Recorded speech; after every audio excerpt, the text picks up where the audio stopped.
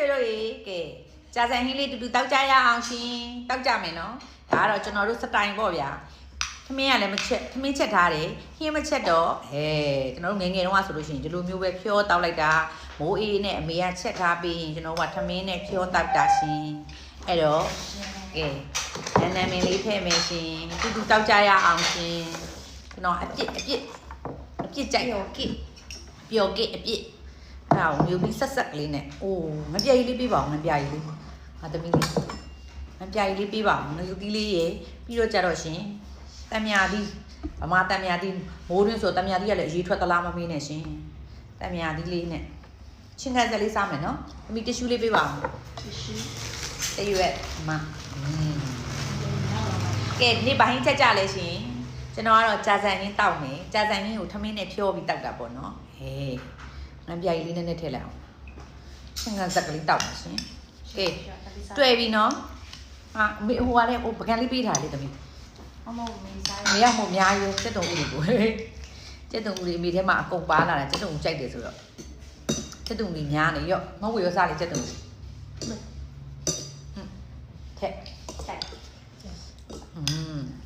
ကဲသုံးဆောင်ကြပါအောင်ရှင်ကျွန်တော်ကတော့ကြာစံရင်းကျွမ်းနေခမင်းတုပ်လေးကျွမ်းနေအကုန်ကျွမ်းနေမလုတ်ဖဲမလုတ်ချင်တာနော်အကုန်ကျွမ်းနေအကုန်လုတ်တက်တယ်လုတ်ချင်စိတ်ပဲမရှိတာလုတ်ချင်စိတ်ကတော့ထားပါတော့တစ်လားတစ်ခါတော့ပေါ်ပါတယ်စားပြီနော်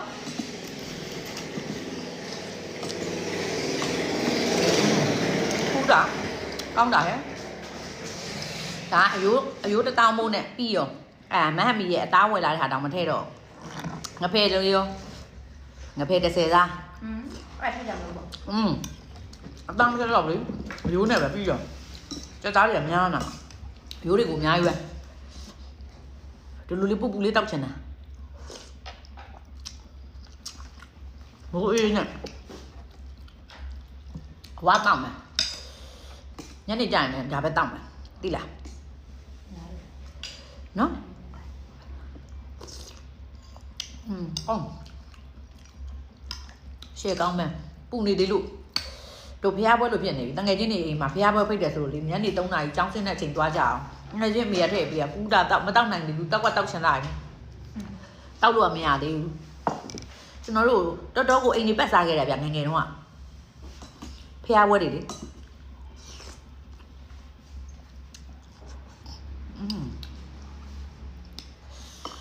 ပူတာ